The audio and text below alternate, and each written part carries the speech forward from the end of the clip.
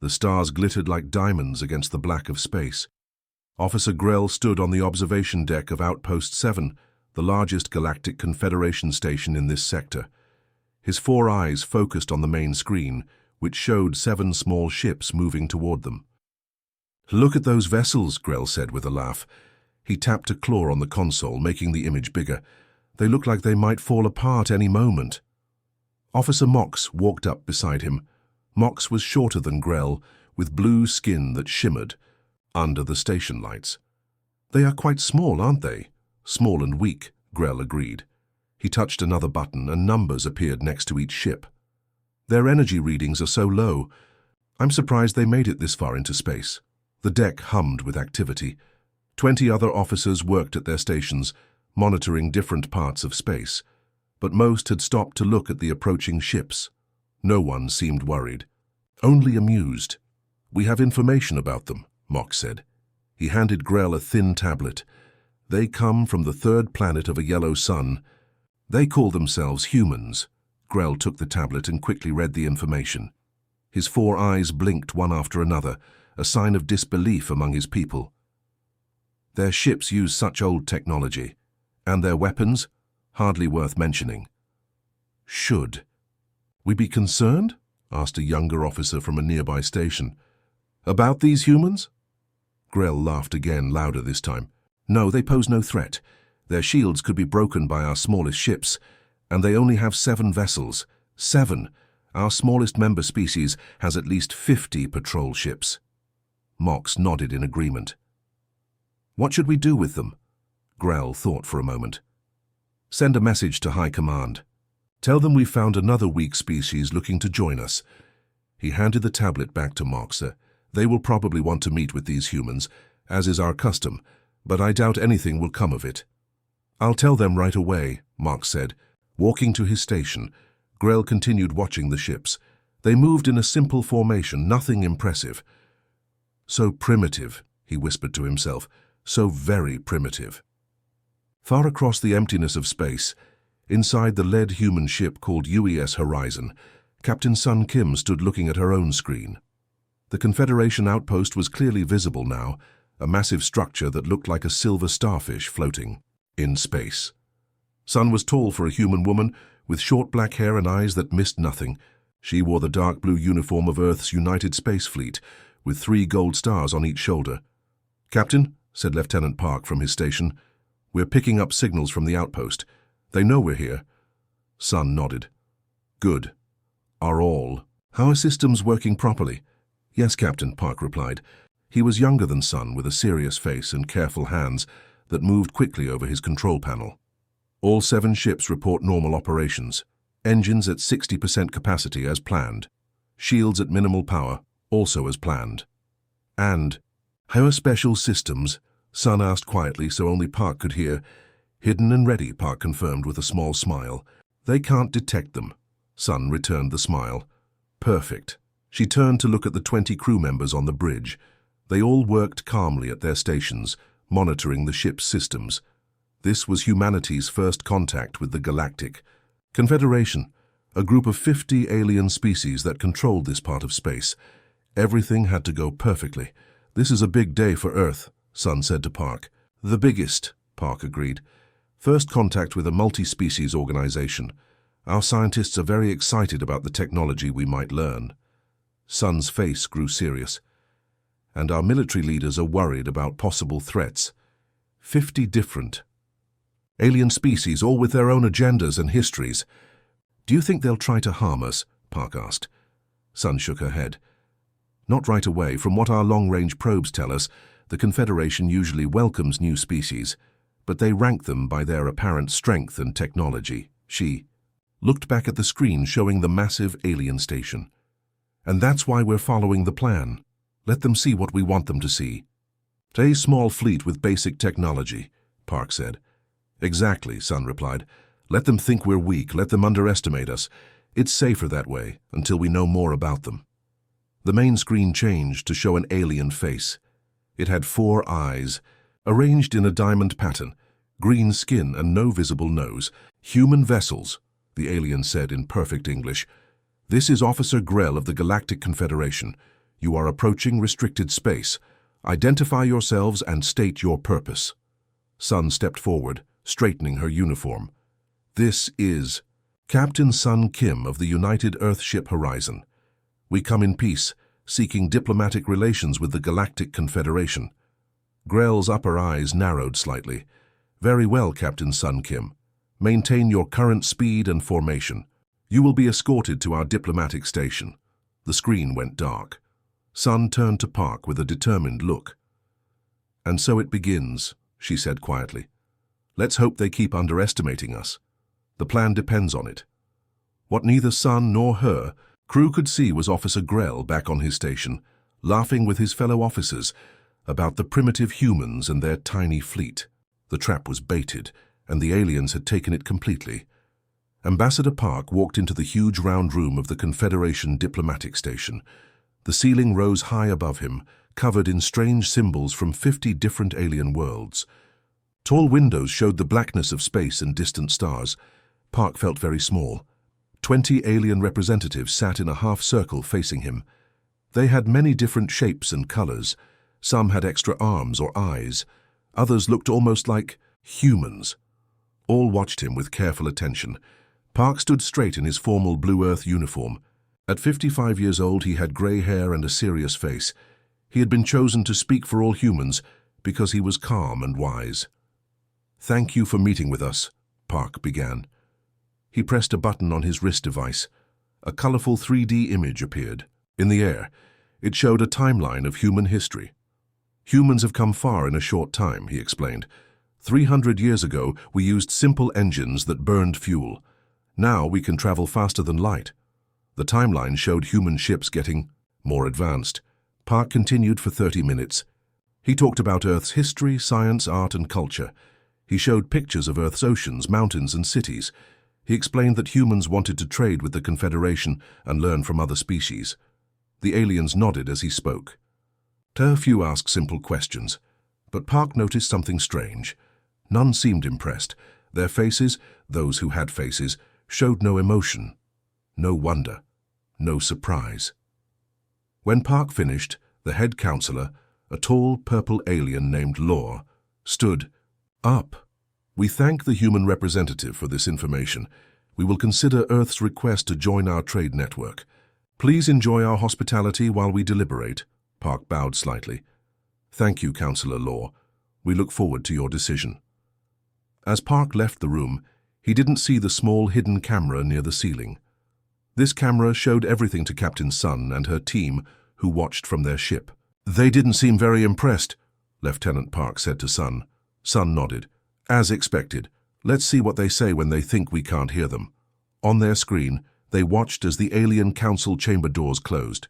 The aliens began to speak freely. "What did you think of these humans?" Law asked the group. A large red alien with sharp teeth laughed loudly. This was Councillor Drav of the Torca Imperium, known as the most aggressive species in the Confederation. "These humans are barely more advanced than animals who use sticks as tools," Drav said. "Their fleet is tiny. Their weapons are weak. They should thank us for even listening to them." Other councillors joined in the laughter. "Did you see their ships?" asked a blue councillor with 4 arms. "Only 7, and such basic designs." Law raised a hand for quiet. "Remember our policy. We welcome all spacefaring species, even weak ones. The humans may be useful for simple trade. Their planet has interesting resources." Drav stood up, his sharp teeth showing. "My people say we should test new species. See if they deserve respect. I suggest we arrange a small challenge for these humans." "What kind of challenge?" Law asked. Drav smiled, showing all his teeth. "Nothing too difficult. Just enough to show them their proper place in our galaxy." On the human ship, Captain Sun turned off the screen. "Just as our intelligence suggested, they're dismissive of us, especially the Torca." "What will we do?" Lieutenant Park asked. "We'll attend their reception tonight," Sun said, "and prepare for whatever challenge they have planned." Later that evening, humans and aliens gathered in a large hall for a formal reception. Servers carried strange foods and drinks. Music played softly from hidden speakers. Ambassador Park spoke with Councillor Law and other alien representatives. Captain Sun stood near a window. watching everyone carefully. A large red alien in a military uniform approached her. She recognized him as a Talker commander from their intelligence files. He was nearly 2 meters tall, with sharp teeth and claws. As he passed Sun, he suddenly turned and bumped into her hard. Sun nearly fell but caught herself quickly. "Watch. Where you stand, small creature," the Talker commander growled loudly. Several nearby aliens turned to watch. The room grew quiet. This was clearly a test. How would the humans react to bullying? Sun looked up at the Talker. She didn't raise her voice or show anger. Her eyes narrowed slightly, but she remained calm. "I suggest you exercise more caution, Commander," she said clearly, so everyone could hear. Small doesn't always mean weak. The Talker commander's eyes widened in surprise. He had expected fear or anger. Sun's calm confidence confused him. "Are you threatening me, human?" he asked. Sun smiled slightly. "Not at all. Just offering friendly advice between space travelers." She turned away from him and walked toward Ambassador Park, her back straight. The Talker commander watched her go, a strange look on his face. The other aliens in the room whispered to each other. This small human female had stood up to a Talker, warrior without showing fear. Later, as the humans returned to their ship, Lieutenant Park asked Sun, "Do you think that will cause problems?" Sun looked thoughtful. "I'm counting on it. The Talker are prideful. They'll want to put us in our place now. And that's what we want." Sun nodded. "Yes, let them challenge us. Let them think we're easy to defeat." She smiled. "Then we'll show them what humans are really capable of." The next morning, all the Alien Council members gathered again in the big round room. The human delegation stood in the center. Captain Sun and Ambassador Park looked calm, though they knew something important would happen today. Councillor Drav, the big red Talker with sharp teeth, stepped forward. His voice boomed through the chamber. "After meeting these humans, we have a suggestion," Drav said. "We propose a series of trials to see if this new species is worthy of joining our confederation." Councillor Law, the purple alien in charge, nodded. "What kind of trials?" 3 tests of space travel ability," Drav explained with a smile that showed all his teeth. "First, navigation. Second, combat skills. Third, adaptation to unexpected problems." He looked at the humans. "These are basic skills any advanced species should have." Many alien councillors nodded. Some whispered to each. Other Law looked at the other council members. "All in favor of these trials?" Almost every alien raised a hand or tentacle or wing. "The council approves," Law announced. He turned to the humans. "Do you accept these challenges? You may refuse." Before Ambassador Park could speak, Captain Sun stepped forward. Park looked worried. This wasn't part of their plan. He tried to catch Sun's eye, but she was focused on the aliens. "The humans accept these trials," Sun said clearly. The aliens seemed surprised. They had expected fear or refusal. Sun continued, "But we have one condition." She paused, looking around the room. "When we succeed in all 3 trials, the Confederation will consider our trade proposal with full diplomatic recognition." The words "when we succeed," not if, made several aliens laugh. Such confidence from a small, weak species seemed foolish to them. Councillor Drav laughed the loudest. "Agreed. When you fail, you will leave Confederation space immediately." Sun nodded. "Agreed." She turned and walked back to Ambassador Park. "Captain, what are you doing?" Park whispered urgently. "We don't know what these trials involve." "This is dangerous." Sun smiled slightly. "Trust me, Ambassador. This is our chance to show them who we really are." 2 hours later, the first trial began. The human ships and several alien observer vessels gathered near a massive asteroid field. Thousands of rocks, from tiny to huge, floated in a dense cloud. Many spun rapidly, making the field even more dangerous. On the main alien observation ship, Commander Grell explained the challenge to the council members who had come to watch. "This navigation course is very difficult," Grell said proudly. "Even how most experienced pilots find it challenging. Ships must travel from one side to the other, following the marked path." He pointed to a red line on his screen that wound through the densest part of the field. "Have any ships been damaged trying this course?" asked Councillor Law. "Many," Grell admitted. The moving asteroids make it nearly impossible to plot a safe course. Pilots must constantly adjust. Counselor Drav smiled cruelly. The humans will fail quickly. Their ships will be damaged or destroyed. On the bridge of the human ship Horizon, Captain Sun studied the course on her screen. Lieutenant Park stood beside her. "It's a trap," Park said quietly. "They expect us to crash." "Yes," Sun agreed, "but they don't know what our ships can really do." She pressed a button on her chair. "All ships, this is Captain Sun. Formation Delta. Use all navigation systems. Show them what humans can do." The 7 human ships moved toward the asteroid field. They changed from their previous loose formation into a tight arrow shape, with the horizon at the point. As they entered the field, the alien observers watched carefully. They expected to see slow, cautious movement. Instead, the human ships accelerated. "What are they doing?" Commander Grell gasped. "They're going too fast." The human ships darted between asteroids with amazing speed and precision. When a large rock tumbled toward them, they didn't all turn the same way. Some went over, some went under, some went around different sides. Then they quickly reformed their arrow shape. "How are they coordinating so perfectly?" one alien counselor asked in surprise. When they reached a particularly dense cluster of asteroids, the humans did something even more unexpected. The lead ship, Horizon, swung close to a large asteroid and used its gravity to slingshot around. Hit, gaining speed. The other ships followed the same path, one after another. That's brilliant," Grell whispered, watching his sensor readings. "They're using the asteroid's gravity to help them, not just avoiding it." The human ships continued through the field, sometimes splitting into smaller groups to navigate through tight spaces, sometimes forming a line to pass through narrow gaps. They moved like they were dancing together, always aware of each other's positions.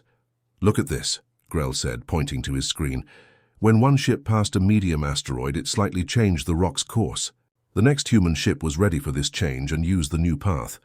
"They're creating safer passages for the ships behind them." Counselor Law leaned forward, watching with great interest. "These are not the actions of a primitive species." "It must be luck," Drav insisted, but he looked uncertain. The human ships reached the halfway point of the course in record time. No other new species had ever completed even this much of the challenge without damage. Commander Grell checked his instruments again and again. "They're using techniques I've never seen before. Their coordination is perfect, and their ship sensors must be much more advanced than they appeared."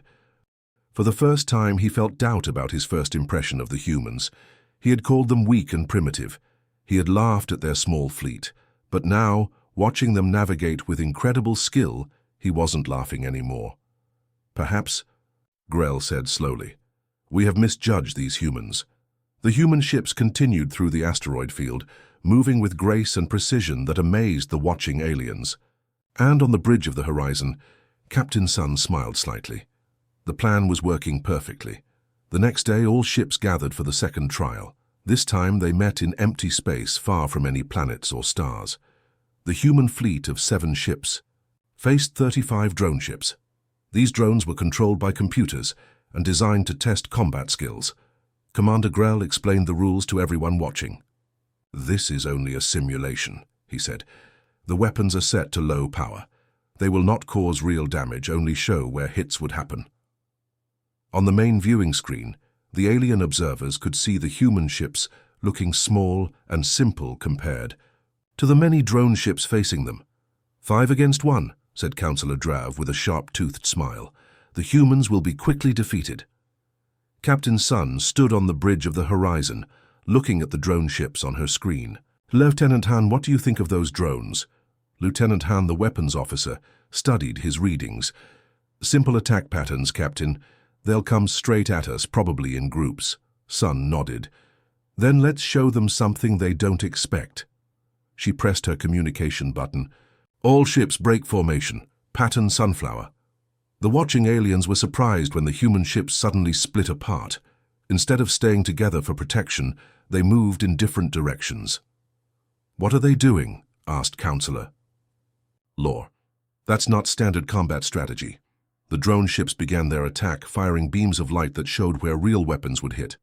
They moved toward the human ships in a tight group, as expected, But the humans were not where the drones expected them to be. Two human ships flew directly at the drones, then suddenly changed direction at the last second. The drones followed, turning away from their original course. Meanwhile, three other human ships attacked the drones from behind and below. Their simulated weapons hit several drones before the computers could react. "Interesting," said Commander Grell. "They're using some ships as decoys to draw attention, while others attack." The battle continued. The human ships never stayed still. They constantly moved, changed direction, and reformed into new patterns. Sometimes they flew very close to each other, nearly touching, then split apart again. When two human ships lost shield power from drone hits, they did something that shocked the aliens. Instead of retreating, they moved directly behind larger human ships, using them as shields while they fixed their systems. "That's incredibly dangerous," Grell said. "If those front ships move at the wrong moment, they could crash into each other." "But they don't crash," Counselor Law noted. "Their coordination is perfect." The human ships continued to surprise everyone. They used asteroids left from the first test as hiding places. They created traps, leading drones into positions where other human ships waited. Sometimes they turned off engines and floated silently until drones passed, then attacked from behind. After 20 minutes, more than half the drone ships had been destroyed in the simulation. The human fleet had lost none. On the Talker observation, "Ship," the commander growled in anger. "These humans are making fools of us." "It's just a simulation," another Talker officer said. "The real test would be actual combat." The commander's eyes narrowed. "Yes, real combat." He pushed his officer aside and pressed buttons on the control panel. "Let's see how brave they are when facing real danger." On the bridge of the horizon, Lieutenant Han suddenly called out, "Captain, energy readings changing. The simulation is—" Before he could finish, three large Talker warships appeared near the human fleet. They had been hidden using cloaking technology. Now they fired real weapons, bright beams of energy that hit one of the human ships. "Captain," Lieutenant Han shouted, "those are actual weapons. This isn't a simulation anymore." On the main alien observation ship, Commander Grell jumped up. "What's happening? Who authorized real weapons?" "The Talker have broken the rules, Counselor," Law said angrily. "They're actually attacking the humans." On the horizon, Captain Sun's face became hard and serious. She didn't look surprised or afraid, only determined. "So they've chosen to make this real," she said calmly. "Very well. Activate defensive protocols. All ships execute Formation Omega." The human ships quickly moved into a new formation. As they did, something amazing happened. Parts of the ships that had looked like simple sensors or communication devices suddenly transformed. They extended, changed shape, and revealed themselves as advanced weapons. The human ships fired back at the Talker. Their weapons were nothing like the simple ones they had shown before. These beams cut through the Talker shields like they were paper. One human ship fired a special missile that exploded near a Talker warship without hitting it. The explosion sent out an invisible wave that shut down all the Talker ship's systems. "An EMP weapon," Grell exclaimed. "They're using electromagnetic pulse attacks." The human ships moved with even greater speed now, their true engines revealed. Their hulls glowed slightly when hit by Talker weapons, absorbing the energy and dispersing. Say it harmlessly. Within 5 minutes, all three Talker warships floated helplessly in space, their systems disabled. The human ships surrounded them, weapons ready but not firing anymore. Captain Sun's voice came through on all communication channels. "This trial is complete. We await the Confederation's judgment."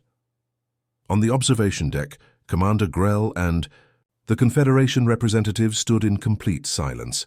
They had just discovered that the small, seemingly weak human fleet was actually a force of extremely advanced warships in disguise. "They tricked us," Grell whispered. "All this time—" "No," Counselor Law corrected. "We tricked ourselves. We saw what we expected to see, a primitive species with basic technology." He looked at the screen showing the human ships, now revealed in their true power. "Instead, we found something much more interesting." The big meeting room was filled with nervous energy. All 50 representatives of the Galactic Confederation had gathered for an emergency session. The events of the day had shocked everyone. The small human fleet had defeated 3 Talker warships without losing a single vessel. Councillor Law called the meeting to order. "We must reassess everything we thought we knew about the humans," he said. His purple skin looked paler than usual. The K. Chief Intelligence Officer, a small green alien with 6 fingers on each hand, stood up. He touched a button and images of Earth appeared on the large screen. "We made a serious mistake," the intelligence officer said. "Our first reports about humans were incomplete. New information shows that these humans come from a planet with over 10,000 years of continuous warfare." Gasps filled the room. Most species in the Confederation had unified their planets thousands of years ago, ending all major conflicts. Humans have fought countless wars among themselves, the intelligence officer continued. Their history is full of examples of smaller forces defeating larger ones through clever tactics. They are experts at hiding their true strength, adapting quickly and finding creative solutions to military problems. Commander Grell listened with growing interest. This explained the amazing things he had seen the human ships do. "Why did they hide their true technology from us?" asked a blue counselor. "It appears to be standard human protocol when meeting unknown species," the intelligence officer explained. "They show only limited technology until they know if the other species is friendly or hostile." "A wise approach," Councillor Law admitted. "We did not make a good impression, did we?" The meeting continued for hours. They reviewed videos of the human ships transforming from seemingly simple vessels to advanced warcraft. They studied the strange weapons the humans had used, weapons that disabled rather than destroyed their enemies. The humans could have destroyed the Talker ships, one counselor noted, but they chose to only disable them. This shows restraint and mercy. Finally, near the end of the night cycle, Councillor Law made a decision. "Bring in the human representatives." Captain Sun and Ambassador Park entered the council chamber. They stood tall and confident, showing no fear despite being surrounded by aliens who had misjudged them. Councillor Law spoke first. "The actions of the Talker were unacceptable. They violated our most basic diplomatic rules by attacking guests during a simulation." He looked at the Talker counselor, who sat with his head bowed in shame. "The Talker Imperium will face serious sanctions for this behavior." The Talker counselor did not protest. His species had been humiliated by their defeat. Law turned back to the humans. "The Confederation extends its formal apology. Your species has demonstrated exceptional capability that we failed to recognize. We offer immediate trade relations and technological exchange as you requested." Ambassador Park bowed slightly. "We accept your apology and your offer. Earth looks forward to peaceful cooperation with all species of the Confederation." "There is one thing I don't understand," Councillor Law said.